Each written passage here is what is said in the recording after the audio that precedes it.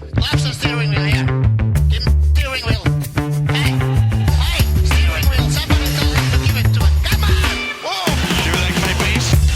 Your leg. How the f*** is this possible? I'm driving like a grandma. Get that, Ralph? Did you hear me? From the radio. The rest of the race. Ralph, acknowledge. Now, come on, close him down and kill him. We've got a lunatic on the track down the hanging straight. I am so annoyed.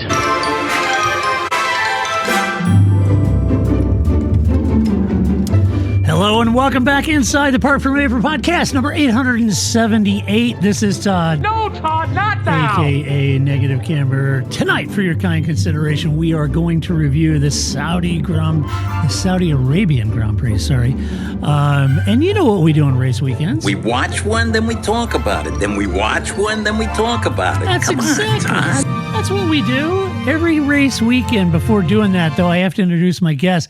You know who this is. Ripped from out of the wasteland. He's bad. He's beautiful. He's crazy. It's Hello, everybody. This is Paul Charles, the International. Paul. You're gearing up for Sebring, are you not? I am.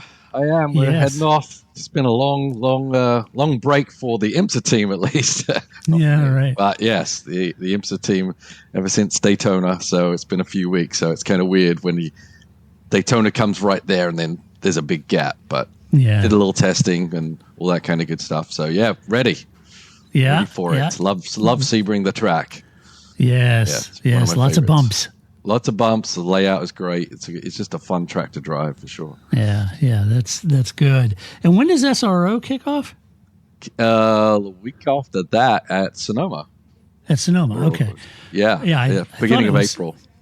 I thought it was. You have two Hannahs this year. We had the Hannahs, the two Hannah G's. Yes. Two Hannah G's. You need more Hannahs on that team. I know. We're taking applications.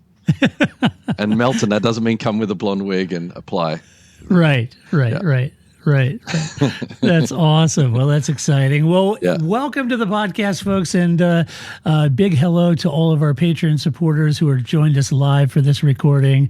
And there's already some great comments. I love that I had K-Mag for Drive Donkey and Move of the Race. So that was great. But welcome to our Patreon supporters. If you're a Patreon supporter, we send out an audience link. You can join these podcasts live. You can interact with us and chat with us during the podcast. So welcome to all of you for joining us. Yeah, so especially this week- morning. It was like, I know. It was last minute, guys. it was I know. last minute, called it out, and they showed up. Yeah, I all got the show up. time change thing wrong. I thought it was like a 10-hour change in the clock, and so I messed it up. Sorry, guys. Yeah. So it's a morning podcast. Yeah. And I said, due to Paul's hectic schedule, as he might say, we're recording. And I said, we're recording like in 10 minutes. And I posted that on Patreon. And lo and behold, everybody showed up. So you guys are awesome, man. That's Battle great. stations. And what else are you going to do on a Sunday morning, wee hour of the That's morning right. or afternoon? Grand Prix is already over. Yeah. Yeah, Grand Prix is over. Got nothing to watch. So don't tell Grace that because there's a MotoGP thingy going. So. There is, yeah. So anyway, welcome. We're going to review the Saudi Arabian Grand Prix. Before we jump into the teams like we normally do, let's do a little formation lap. Let's set the table.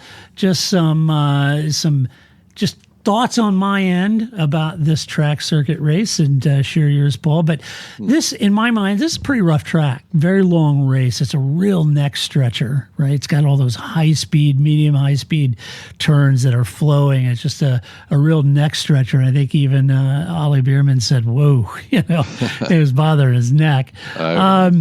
It's 6.174 kilometers in length. It's the second longest track on the calendar, particularly twisty, as I mentioned, with 27 corners, the most of any circuit. And the fact that many of the turns are medium to high speed means the tires are subjected to a lot of lateral loads. And so because of that, I think Pirelli went in the middle of the range. Relatively conservative on that. Plus, the tarmac, unlike Bahrain, isn't as granular. It doesn't. The wear rate isn't as strong. This is a pretty smooth track, new track, 3 years old ish. So there was a fair amount of track evolution I noticed too, as the start of the weekend, and then as we got into qualifying, I thought that track evolution was there. It was evident. I think some of that track evolution obviously would have occurred during the race as well, as they put the rubber down and the times got quicker. So there was that. The low degradation and conservative choice by Pirelli meant that the drivers could really push hard and longer on their sets. And who knows? I don't know. The mediums may have been a decent set to change to on the, for the balance of the race. I don't know if there wasn't a lot of tire wear. There was some talk. Max said that his hard tires got kind of cold, towards the end, and it was difficult. Makes you wonder if those mediums might not have been an option too. Who knows?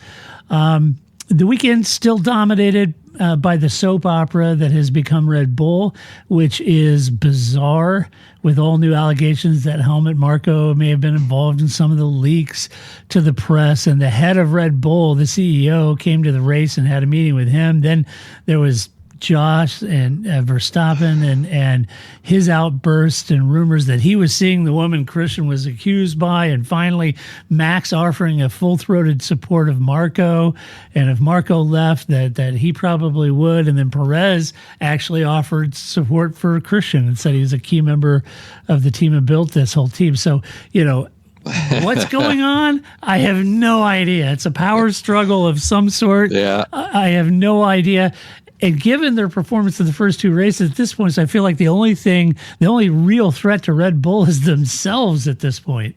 Yeah, well, Perez is probably the happiest guy in that whole garage right now, because like, holy crap, this could extend I may be number one next year. Who knows? Come on, Christian, let's go out to dinner. Yeah, right. Yeah. He's He's doing anything he can to get Helmut out of that team, so Max will go with him. Right. And he stays in that seat, right? Yeah, exactly. Yeah, that's got to be the coldest garage on the paddock right now. Oh, my gosh. Hey, how you doing, yours?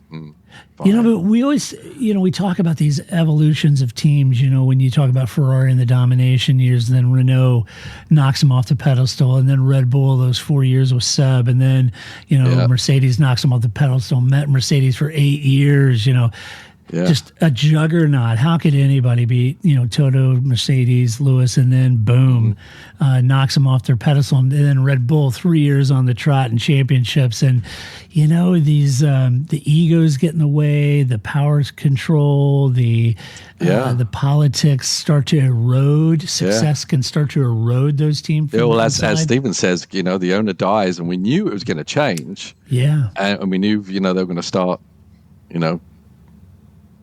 basically directing by a committee at that point, and then the power struggles it can begin, right? So that's exactly what's going on. But wow, what a way to do it! In full view. And can we just have a vote instead of like setting someone up and throwing dirty laundry out? It's obviously not going to be able to last, right? There's no way they're going to all make up at the end of the day. Something's going to break. We just don't know which bit. I don't know what bit, but there's going to be hard feelings. And Stephen, you're right in the chat section there. He said with Dietrich Mateschitz passing, this set all of this emotion. And we wondered that last year. I think we even chatted about that a little bit. Dietrich was a huge fan, and would the successors be as committed and those things. So we wondered with those changes. So anyway, I thought it may more affect budgets rather than anything else. That's what where I they're thought. like, well, we're not going to spend that much money in Formula One anymore. But it seems like bit more turmoil than I was expecting on that side. Yeah, you would have. That's exactly what I thought. I thought maybe they won't see spending that kind of money on it. I don't know. Yeah. Anyway, time will tell. Yeah. So let's jump into any other comments on the track or anything? Yeah, the track. There's an evolution in the track, but also evolution in the drivers, right? As there's lots of back and forth, very high speed. There's no room for error, as we found out on all these street circuits. And we always say, you really have to get your eye in. So even if the track would have been ready, the drivers wouldn't have been ready yet.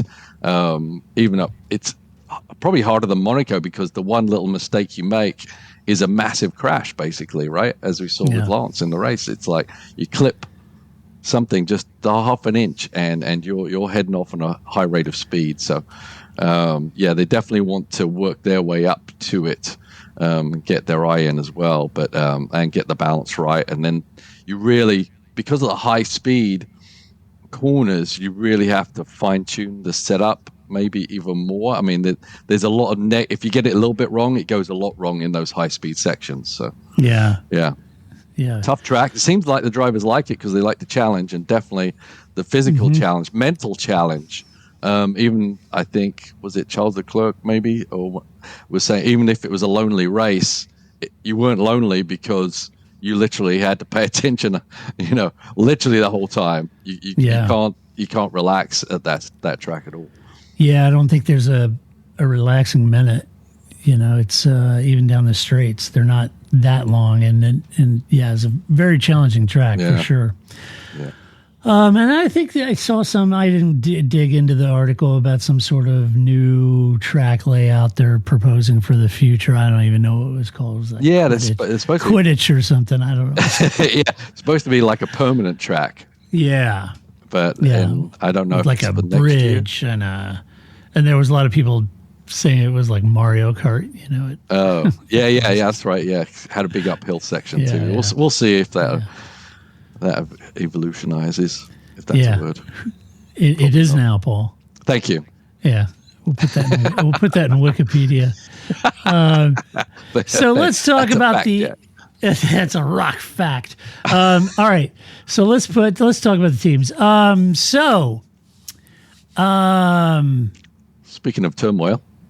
Speaking of turmoil and politique, Red Bull, Sergio Perez in P2, Max Verstappen P1. Max secured his 100th podium and win from pole, but he briefly lost that lead to Lando during the stop, during the safety car period. Back on track, he made quick work of Lando, led to the finish, saying that the early stop made his hard compounds a little tricky to deal with. He said the tires got cold towards the end, and that made things pretty difficult. But anyway, he said it was brilliant. Bounced the car's great. Everything felt great. He felt great. Everything is awesome. Very enjoyable race. Dominated that race and took another win. I must say, as much as you look at the rest of the field, some of the field brought brand new cars like Mercedes and those kind of things. Some of them brought serious evolutions in last year's car. I think what this is effectively telling us is that Red Bull didn't just sort of evolve their car a little bit. They made significant gains as well over the winter. Despite the lack of wind tunnel time they had because of their penalty, they made the most of it, and this car is looking every bit as solid and bulletproof and dominant as last year's was. So that doesn't bode well. But on that, irrespective of the car, Max just seems to be driving in a different zip code, Paul. Yeah, I mean, everything has been forced behind Max, and he's delivered every time that they make the car more like what he wants. And he's absolutely the synergy between the car and driver is about perfect to this point, and he can't seem to do any wrong. He's not even being pushed at this point. He's sitting back and driving the limo to the finish line. Yeah, and everybody makes mistakes, but it just seems that it's a lot easier not to make mistakes when you're running out in clean air in front. But even in qualifying and stuff, getting those laps down, I mean, he'll have the odd situation, but he seems to overcome that somehow and just is driving sublime. So and I think the big litmus test is Sergio. I mean, before when we had Hamilton and Rosberg, or even Bottas to some degree, the drivers are pretty close, but. And we know Sergio is a very good driver, but the separation is still quite large, even if Sergio finishes second and qualifies third, whatever. So it just shows you Max has bringing a lot of percentage to the success equation. Yeah. Yeah, but it does help to have Adrian Newey with his sketch pad and a pencil. You don't pay wind tunnel time when Adrian's sketching stuff at breakfast. Wind tunnel, yeah. Done. Don't even send it there. Yeah, we can't. Don't need okay, it. well, just put it on the car then. Yeah. You don't need to simulate air. I see air. I mean, he's incredible. So anyway, so that, and speaking of Sergio, he had to pass Leclerc and Norris for P2. Also got a 5-second penalty for that unsafe release during the safety car period when they stacked. Yeah, it's tough. But he overcame that. Sergio said that the safety car cost him a lot of time, actually. And even though he got that 5-second penalty and he overcame it by the end with his delta between him and Charles Leclerc on track, he said actually that he estimates between 7 and 8 seconds trying to get back through Lando and Lewis. So he never really had a shot at the win after losing so much ground to Max. Yeah, well, never really had a shot anyway, but yes, that doesn't help. That's one way to look at it. Yeah. Hey, if you're fighting against Max, you've got to come up with reasons rather than he's just better than me, right? Sergio can't go into the races thinking he's just better than me. I'm just going to sit back here. He's got to have some excuses and reasons, and they're valid for sure. Yep. So we'll see. Sergio's won races, but I'm not sure he's beaten Max in a back-to-back fight. Yeah, I don't know either. I don't think so either. And his Achilles heel is still qualifying. He's not the fastest guy over one lap, but his race generally is a lot better. Yeah. Let's talk about. Shall we talk about Ferrari? No! Charles Leclerc P3, Oliver Bearmann in P7. So, who? Some retread driver they threw in. It's like Luca Badour. Yeah. Oh, yeah. They actually talked about that on the pre-race, I think, about Luca. That was a nightmare, wasn't it, for him and the team, really? A nightmare. Even Fisher Keller, when he jumped in the last minute stand-in, didn't do anything. So actually, Oliver did a heck of a job when you think about it. Yeah, really, for context, we'll get to that in a minute. Let me talk about Leclerc. Leclerc looked feisty early on, battling with Perez on the opening lap, got around him running in P2. Fortunately, couldn't hold Sergio off once Sergio got his tires into the working window.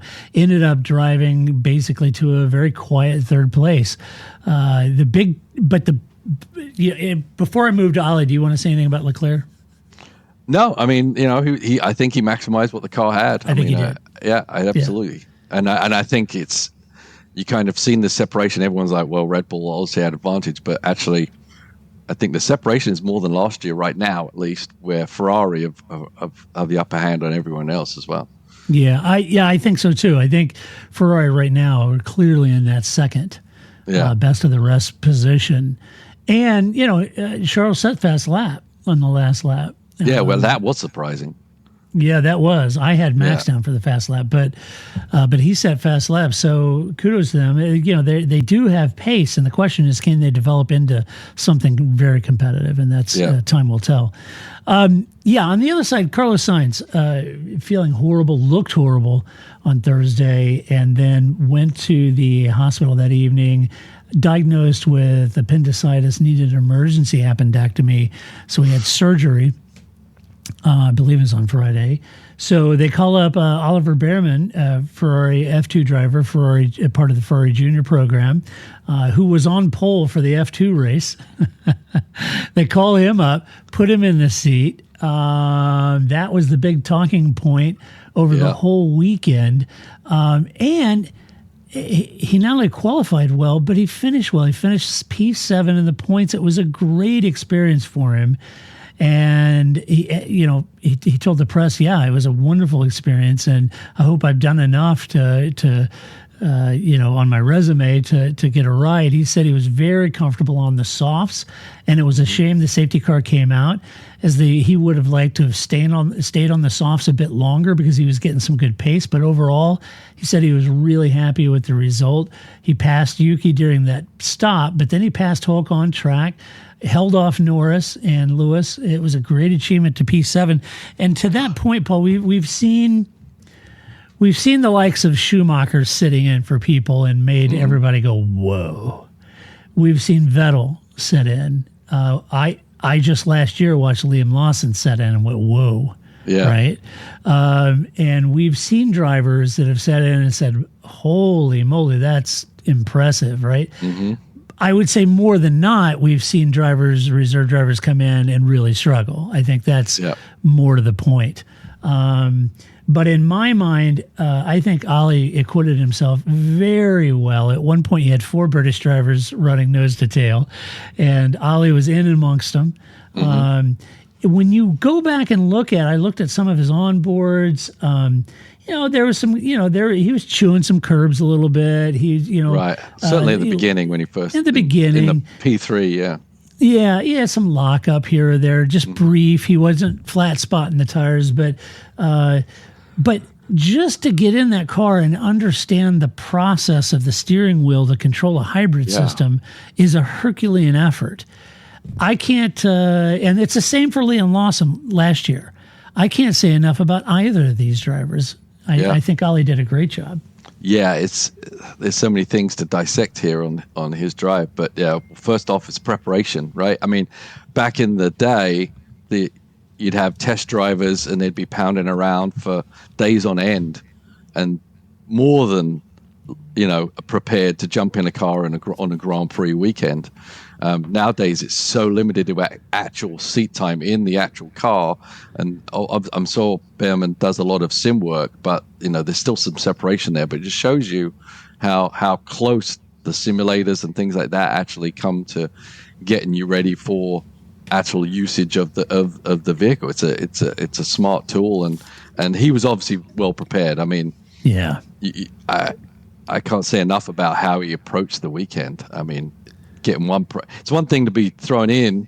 It's another thing to be thrown in P3 and then just having to jump into qualifying and then jump into the race. I mean, you just don't have enough data in your head of how the tires are going to evolve, et cetera, like that. So he didn't make a mistake. I mean, as you say, just getting a whole handle of the car, but he seemed to be in attack mode. He certainly wasn't sitting back. I mean, he's making the most of that situation for sure. He's such a cool customer as well in the interviews, etc., over the radio. Something we saw from Daniel Ricciardo when he was first coming in. It was like always impressive how someone can be so cool. I'd be freaking out and screaming the whole time, probably, right? I mean, it's like I think my voice would move up a few octaves no matter how I tried to control it. So that's impressive. How he drove the car was very impressive. And his attitude to should have done better was impressive. It's like, he was more, I should have been in Q3. Oh, well, I'm sorry about, the softs. I think I could have got more. I think I could have got more places. It's looking forward rather than just being satisfied with your lot of actually getting to be a Ferrari driver in a Grand Prix, which would be enough for everyone. Right. Yeah, I mean, the thing about this, as you said about the mediums, it would be interesting because he started on the softs and he seemed to like the softs and could have gone maybe fairly far on the softs, and he, instead of switching to hards, throw him on the mediums. If the safety car hadn't come out, who knows what he could have done. I know. Yeah, I know. So, that's what I was thinking. And when you had texted me, it's like it's 18-year-old kid and how mature he seemed to be, and maturity across a spectrum of things. The way he handled press and media and questions, I thought was mature, measured responses. The way he handled himself within the team, his driving, his racecraft, being a complete rookie, jumping into a Formula One car. Yes, it is a car with 4 wheels, but it is a radically different beast than an F2 car. Yes, it is. And what they say, 14 seconds a lap faster? Something like that. Something crazy, Yeah, it was a bunch faster.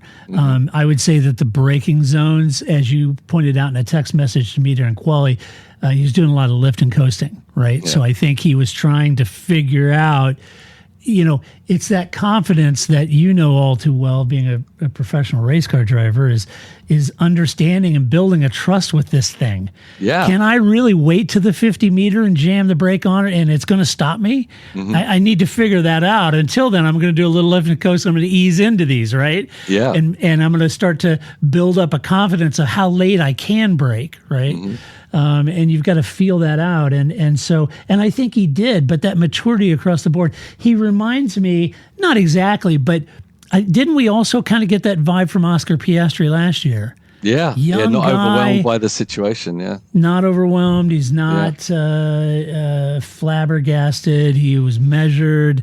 Pretty straight approach. And there's a few of them like that. Yeah, and it's also interesting from the Ferrari side. I think I also text you, I can't believe that they didn't just pick up Hülkenberg, throw him in the Ferrari, and throw Bearmann in the Haas. Right. I mean, that would seem to me the logical step for Ferrari with everything. Hülkenberg knows the engine. A lot of the parameters should be similar. He's a well-seasoned veteran. There shouldn't be a lot of nervousness to it, but instead they did not do that, which, as I said, I'm kind of shocked at from a championship standpoint for Ferrari and just their general demeanor usually with young drivers versus experienced drivers. So, I mean, I'm sure Hülkenberg was maybe thinking, So kudos to Ferrari. They probably do know who they have.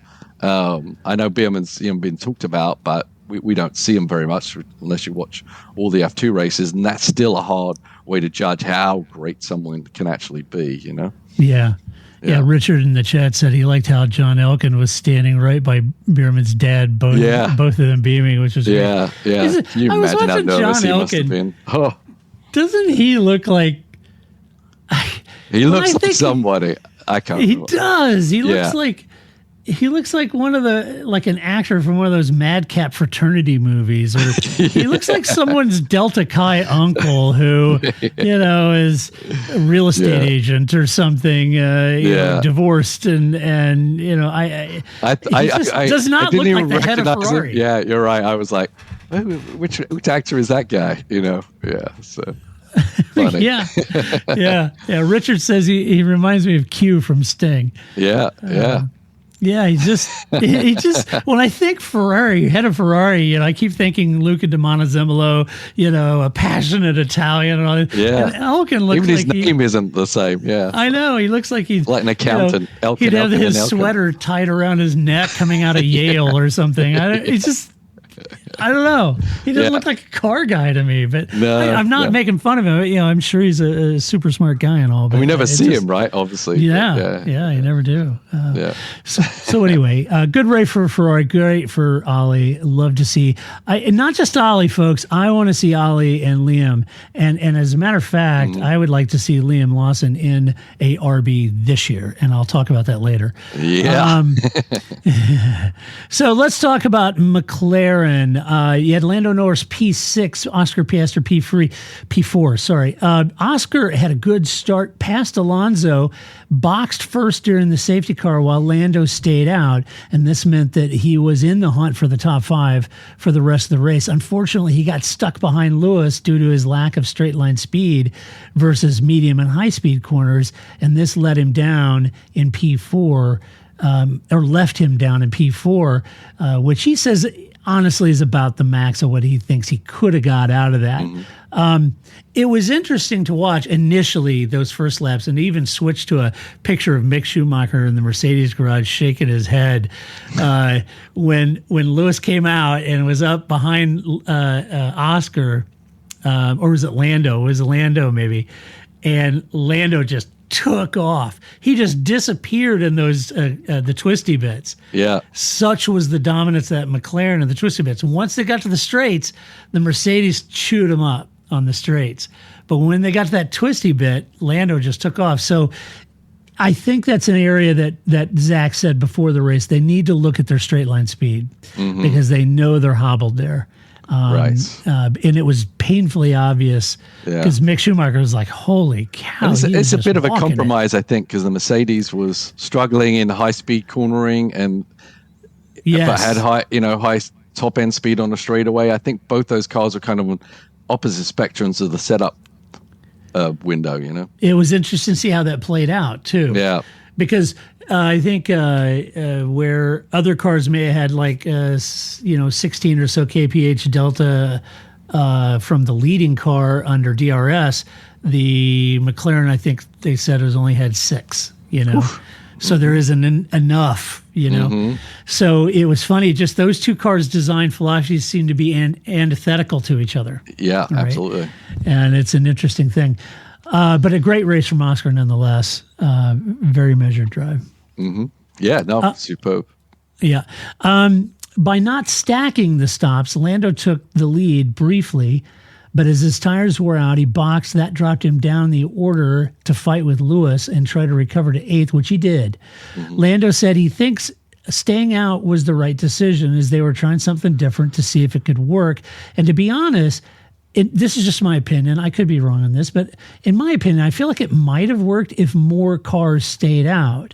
But with everyone coming in, just by a couple of cars, it wasn't really in the cards. As it turned out, track position was important when most everyone came in. Then it is down to track position.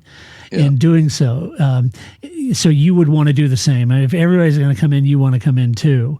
If half the field boxed and half the field stayed out, it may have worked. I don't know. Yeah, but then I think those guys were too close together, so they'd have to wait, right? Stack the pit stop. Yes. And I'm sure they're calculating how many seconds they lose by stacking the pit stop as well. But I mean, I think it was worth a roll of the dice. I really do. I mean, if there was obviously there's never been a Jeddah race without a pace car, and one, likely would have been 2. That's what I picked on my little fantasy thing, 2 pace car safety car periods. And if that had happened later in the race, both those guys would have been in prime position, wouldn't they? Yeah. So it was worth a go. Yeah, I thought it was. Lando said that the pace was good, and that's positive for the rest of the season. Oh, and one other thing about that jump start with Lando. Yeah.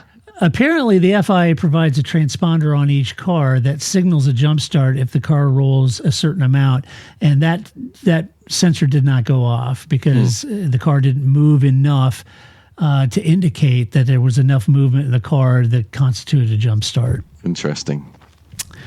That's what I read. Or McLaren have the transponder on the little slider, if the accelerator just stays in the same place. Little trick. Yeah. That's a good comment by John in the section talking about Fred Vasseur. He said, this is another change that Fred has brought to the team. He knows junior drivers and took a chance on one and it paid off, right? Yeah. And that's true. That's true. If you think about Charles Leclerc and the young drivers and Lewis Hamilton, he worked with Lewis Hamilton as a young driver. So, yeah, Fred does know the junior program pretty well, probably more so than what Mattia Binotto or anyone probably knew. So yeah, absolutely. Yeah. Down in the trenches. Yeah, for sure. And does that leave us, this is McLaren, Aston Martin? Lance Stroll to DNF, Fernando Alonso P5. Lance hit the wall, then crashed into the barrier, bringing out the safety car. I remember when they radioed him and he said, yeah, I hit the wall. And they go, okay, well, can you bring it back? And he goes, F no, man, I'm in the wall. Lance, just Lance, real quick, just in case you didn't know, you've disappointed Dad. Maybe they went, can you go get a truck and put the hook on it and drive it back to the truck because that's your new job? No, we're asking you to actually push the car back. You got a lot of lessons like rubbing the dog's nose in it. What did you do? Yeah. Why, I ought to tell you. So that was his race. This left a lot of work for Fernando, who was beaten off the line by Oscar. But even though he was asking for alternate strategies, he did manage to keep Russell at bay and hang on to P5. It was a good run. It was a quiet run. Very much like Charles Leclerc, running to P3 quietly. You didn't really see anything. You didn't see much of Alonso doing that. He was trying to, could we go to a plan B? Could we box earlier? Could we try something different? But in the end, he had plenty to hold off the Mercedes of George Russell, who I think in his own right was putting in a decent race. Fernando said that finishing above a McLaren, above a Ferrari, and above both Mercedes is actually a really good result for them. Yeah. No, I think he surprised himself. That's why I was searching for that alternate strategy. I felt like he thought he was a sitting duck, but the car actually had a decent enough pace, and Mercedes didn't have decent enough pace to make inroads on him. So I think he did a great job, as he always does, maximizing what that car had, and probably panicked a little bit. I don't know what alternate strategy could actually play at that point. I guess you could do 2 pit stops and all that kind of stuff. But in the end, the decision was probably correct. Or maybe a different tire, go longer, switch to soft or something. I don't know. Yeah. But all right, let's talk about Mercedes. Lewis Hamilton, P9, George Russell, P6. It's a very lonely and quiet race, as I mentioned, for George, who managed to put a nice run into P6. Didn't really hear much from George. No. I think he did say that he felt like maybe they went backwards in pace a little bit here. They, compared to Bahrain, I felt like whatever the setup was, they kind of went backwards. I'm wondering if that's track specific. I don't know. The team will, but in my mind, it could be. He said that he spent 40 laps within a second and a half of Fernando and just couldn't get past. He said the car was slippery in the high speed, but he couldn't get close enough for the pass. And that was kind of what troubled him. So it was quick and high speed, which Lewis's car showed. So down the long straights, very fast.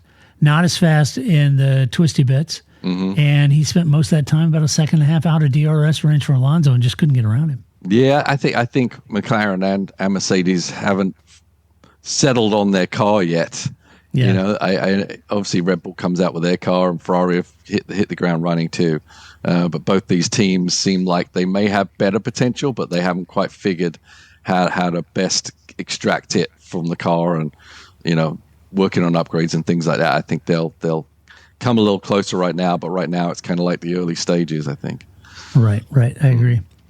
Like Lando, they left Lewis out during the safety car, and like Lando, a late stop dropped him back in the order, and he battled with Oscar also, and it was really fun to watch. It's interesting because Lewis said, I was trying to figure this out, and maybe you can help me, because Lewis had said to the press that they were good in medium and low speed, but lacked high speed, even saying on the radio at some point that they're killing us down the straights. But as Mark Hughes pointed out, they were slowest car. They were the slowest car of all through the fast kinks, turns 6 through 10. It was going through there at about 4 miles an hour slower than the Alpines and about 7 miles an hour slower than the Red Bulls and Ferraris.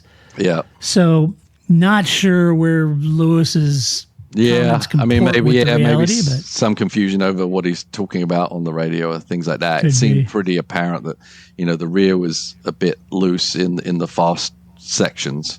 Obviously not in the fast straights. So I think maybe just a little difference in how he's saying what his problem is, really. But I think if you look at George, that's kind of how that car was set up. Yeah, I agree. Yeah, did you see a lot of seesawing this weekend of the wheel from a lot of teams? No, you can't really get a lot. If you do it, that's a big moment, right? I mean, it's really, that's why the drivers, they build up a lot of sensitivities as they get their eye in, and they can feel things before the big things happen, and try to pull that back a little bit. And that's why you see the pace difference. But not a lot of, as I say, on a track like this, if you start seeing a lot of movement in the steering wheel, they're just holding on for dear life at that point. But you can you want to get the car to the point where the back end is you just kind of feel it getting a little numb, and then that you kind of reached that limit. You can push past it when you've got a little bit of room for error, but not on this track. Right. Haas, interesting story here. You got Nico Hülkenberg in P10, Kevin Magnussen P12. Like Lando and Lewis, Nico stayed out during the safety car. This left him vulnerable late in the race for his second stop. But Kevin Magnussen to the rescue. Kevin did an amazing job of holding up the entire field behind him to allow Nico a chance to box and not lose track position, which is exactly what happened. Now, Kevin got he got two 10-second penalties for the effort, one with Albon and the other with gaining advantage during a pass, but he kept his foot in it even after that, getting those penalties, and managed to bring it home in P12. There's a lot of people say, "Oh, it's dangerous driving. Oh, he's hit me," and that's crazy, and he's out of control, and he gained an advantage. All that. We're thinking, I don't know. I think Kevin had a hell of a race. He did have a hell of a race. Yeah, I mean, I said Albon wasn't critical. He was like, it's more of a track thing. Kevin was, the contacts and all that kind of stuff. So. And that's what you got to do. Maybe they should invent a system where the rear wing, all the wings open up so that it can allow people to pass when they've got someone in front of them. That'd be really entertaining. That would fix everything. It would fix everything. Yeah. I think Kevin couldn't hold people up. My point is, in a DRS world, for him to be able to hold anybody up on a track like this is just shows you how he's managing that car, and did a very good job. And defensive driving is a part of race car driving. Yep. And he does a good job of it. He does. That allowed Nico to score a point for the team. Yeah. The other thing that this weekend kind of tells, the last 2 weekends, Paul tells me, I again could be wrong, just my opinion, but it seems to me that Haas might have solved their rear tire wear issue. And they're now running faster. If you think about it, as of this weekend, they were running faster than the Williams, the Alpine, the Kick Sauber, and the RB team. That ain't all bad. No, the big question is, can they develop? Yeah, but that's a big jump. I mean, that was something they just could not solve last year. Maybe this was the last thing Gunther did. He signed off on the fix tire deg, last chance. And then now he's Gunther's probably in the press saying, "See, I approved that design change. I solved that rear." Yeah, exactly. Gene. Yeah. Wow, we look like wankers. You're welcome, Gene. Yeah. But I think it's impressive that they solved it, because it was a tremendous anchor to them last year. Yeah, it was. So that's why they're going to be fighting. They're going to be fighting for every point, and good for them. Good for them. Yeah, good for them, because they're dead last, and to make that kind of jump over the teams I just mentioned, and to be hunting for 10th, is a really big move for them. Yeah. Now, my hope is Gene will start to put some cash in and get some development, and allow Komatsu and team to really kind of develop that car over the year. Get that car faster, tweak it, get it on par, not expecting to win races, but getting that car hunting for points every race is a huge, huge difference from a year ago. Well, maybe having an engineer at the helm can describe to Gene better why things have to happen. Because even listening to Gunther, he's like, I don't understand. I let the engineers do that job. I just tell them fix it, right? Maybe that's not enough for Gene. Maybe he needs some clarification, some better reasoning behind it, and just speculating, of course. But I don't know how the guy's mind works. But obviously, that was one of Gunther's frustrations, was proper funding at the right time, as I heard this week, and one of the reasons why him and Gene didn't get along there at the end. So we'll see. But great to see that Haas have had one lap pace. We know the cars had pace; it just didn't have longevity. If they fix that, then should be all positive. Yeah. For Williams, down at Williams, you got Williams, Alex Albon P11, Logan Sargent P14. Okay, this, it's not in the points, but on balance, I would say it wasn't a disaster weekend for Williams either. I think Alex was punted by Kevin there, which impacted his race, had a damaged wing, but he recovered to P11 to pass Haas in order to take P11. Alex said it's frustrating to be fighting inside the points for most of the day, only to finish outside of the points. And despite having wing damage, Alex put on a great passing show with some really nice passes to get back up to P11. So not where they want to be. James Vowles said that. This was a difficult race for them. But I think Alex, as he's want to do, I think he's overperforming in that car, and I think he dragged the best he could out of it to a P11, which I think is a good run for them.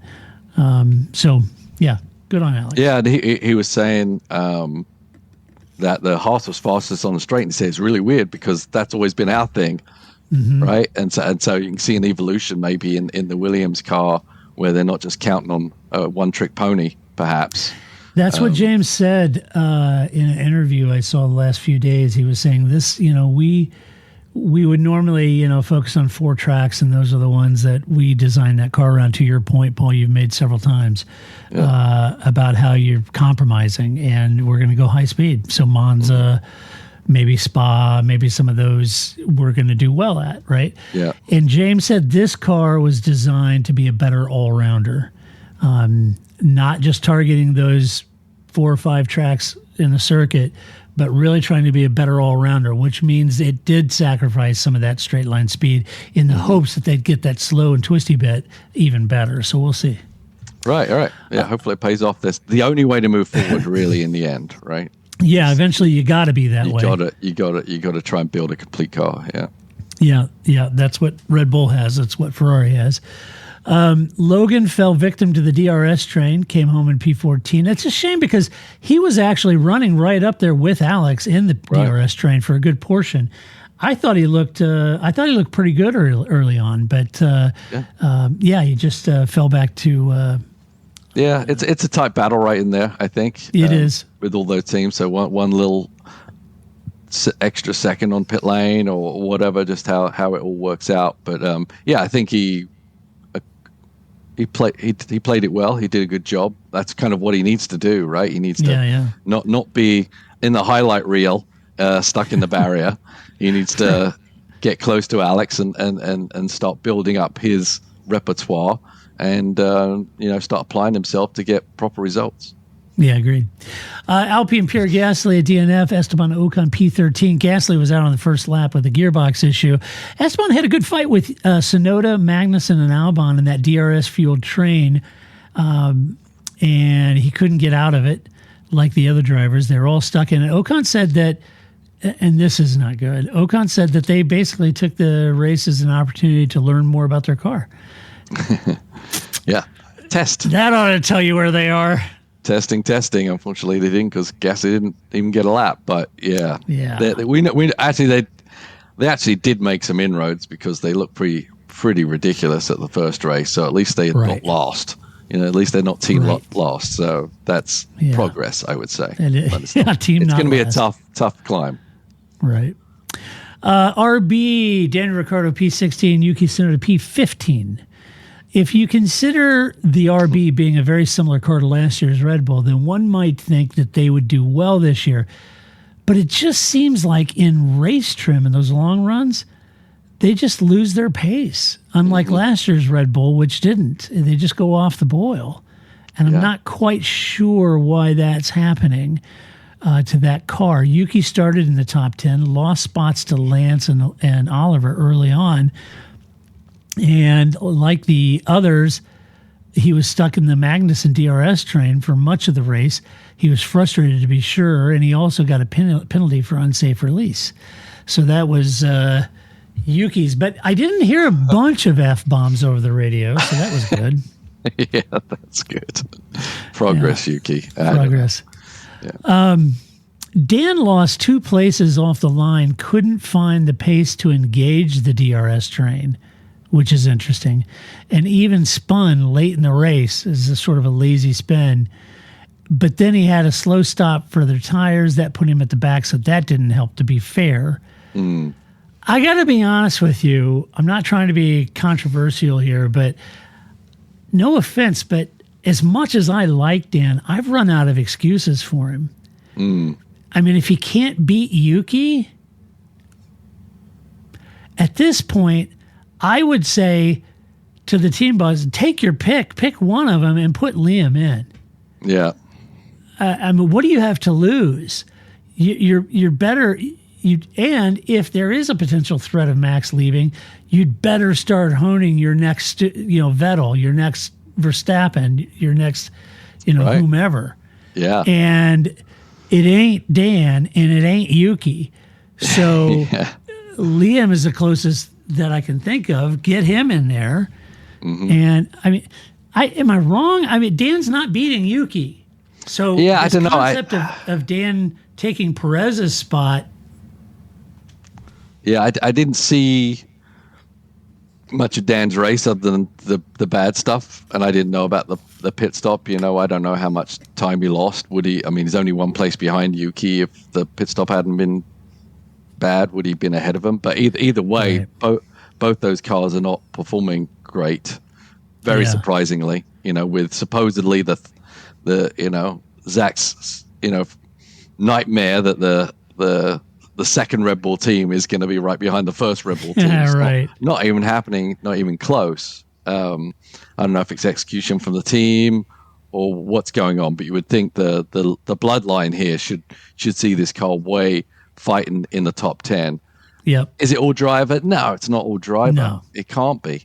I mean, both those guys, I think, as Dan showed last year, qualified third somewhere, I can't remember. But I think given if the car's right, I think they'd still be more competitive. Whether you're right about having Liam in the car, I think you are. But I would, because I'm first in line to kick Yuki to the curb. But that's just me. I think Ricciardo's, he's not the Ricciardo of old, but I don't think he's also worthless out there. I think he's good. No. For a team developing a car, etc. But yeah, Red Bull unfortunately have got rid of two of their highly talented people, and they way too early, with Albon and Gasly, and now they may be scrambling a little bit and not have that depth that everyone was so jealous of, Right. not that long ago, right? We've got so many brilliant drivers in our pool. Everyone's jealous of all them, trying to steal them, but they kicked a few of them out too early, and so they may be regretting that, I think, at this point. Yeah. No, I think you're right. It was Albon and Gasly. If they were, and certainly in the case of Albon, I think they missed that one big time. Let's see. As Steven said in the chat, you could run Liam in one car and swap Dan and Yuki depending on the race. Yeah, there you go. There you go. Yeah. Anyway, I don't know. I love Dan. It's awesome. I feel like, he's a race winner for crying out loud. It's just that if you're not going to be beating Yuki in qualifying and races, I don't think that bodes well. He definitely hasn't for put his you. stamp on the team as. No, let's hope he turns it number around. one. Yeah. Yeah. Hope he does. Finally, Kick Sauber, Steak F1. Whatever they're calling it. The press is calling him Kick Sauber, but the team says we're Steak F1. So anyway, Bottas, P17, Joe Guan Yu, P18. Joe didn't box during the safety car, couldn't make the strategy work for him because like last weekend, he had a very slow stop. And this put him last with little hope of recovering from Sticky there. wheel nuts. Yeah. Valtteri said their soft hard gamble didn't really work. They never did get the hard compound tire in operating window, which is interesting. I wonder if that car isn't really, really gentle on the rears. I don't know what the deal is, or front. I don't know. Yeah. They switched late in the race to soft, and that helped, but the damage was done at that point, and there was just too much work to do to make up any headway with that improved grip. So a very difficult day for that team down in last. In last and second to last. Yeah, not great at all. Once again, worth a roll of the dice, certainly for a car all the way at the back to do a different tire strategy, but ultimately this team's pretty weak.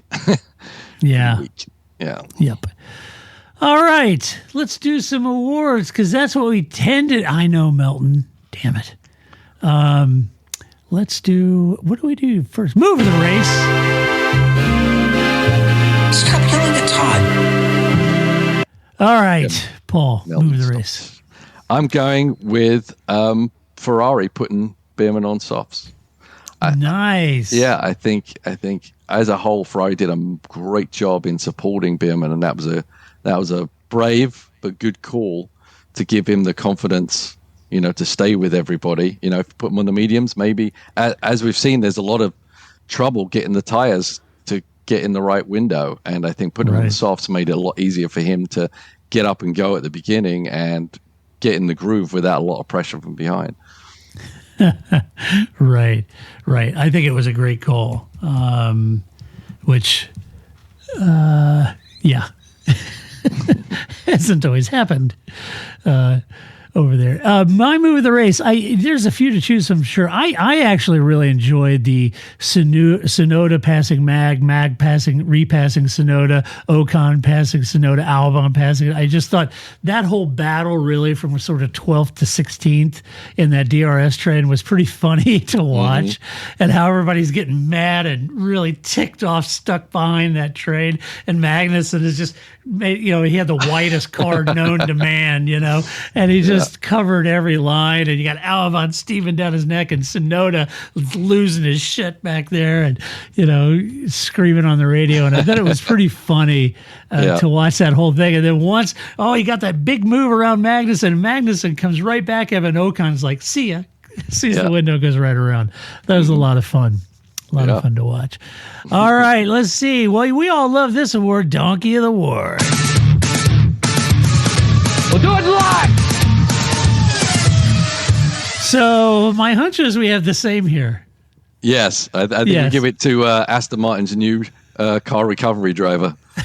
I want it now! What's the matter with those twats down there? That's right. We give it to Lance. That's who I had. Lance. That was easy pickings for that one. Finally leaves us the drive of the race.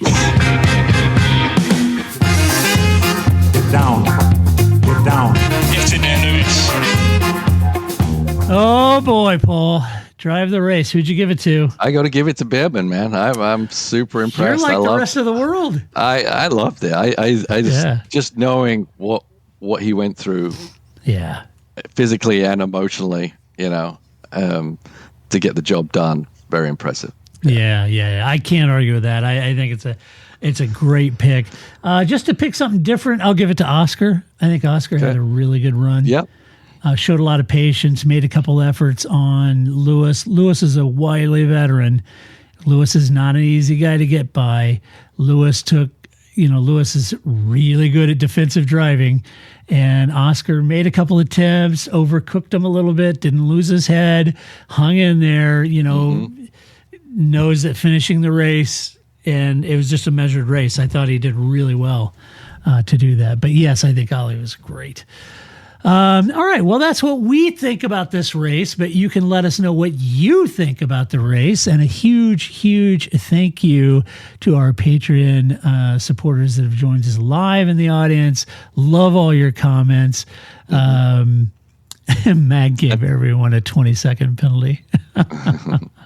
Yeah, I love your comments. But share your opinion with us. You can go over to theparkforme.com and share your opinion. If you like the podcast, go to your favorite podcast player, give us a good rating, give us some love over there if you are so inclined, like these wonderful people, to be a Patreon supporter, and you can join us live during recordings and chat with us, then you can do that by going to our website, theparkforme.com. Look on the right side or even at the bottom, and it says support us. Click on that. You can join Patreon or any other way you want to support us, but we would appreciate that. As always, Paul, you head to Sebring. Wishing you all the best of luck and a victory down there. Yeah, pushing. Yeah, it's fun. Yes, got to bring home the trophy, baby. Got to. Yes. You missed the Rolex. You got to bring this home. Ouch. No, you got a no Rolex. need to rub it in there. I mean, I get it. Yeah. We didn't win every race, but expectations are high, Paul. We're trying. I'm working hard. I don't want Gene calling me and saying, Paul, I'm sorry, we're replacing. Paul's like, wow, we look like a bunch of effing wankers. No, your Rolex from last year is still shiny. So it is, yes. Yes, That's fine. Yeah. it does. They can't take that away from us. That's right. So anyway, all right. Well, until next week when we do it all over again, this is Todd, a.k.a. Negative Camber, saying so long. That's it, man. Game over, man. Game over. I don't feel I've got to prove at all. I don't really want to prove anything. I started as an amateur with no idea or no intention of becoming world champion. I was curious to find out what it was like to drive a car fast, to drive on a certain circuit, to drive a certain type of car.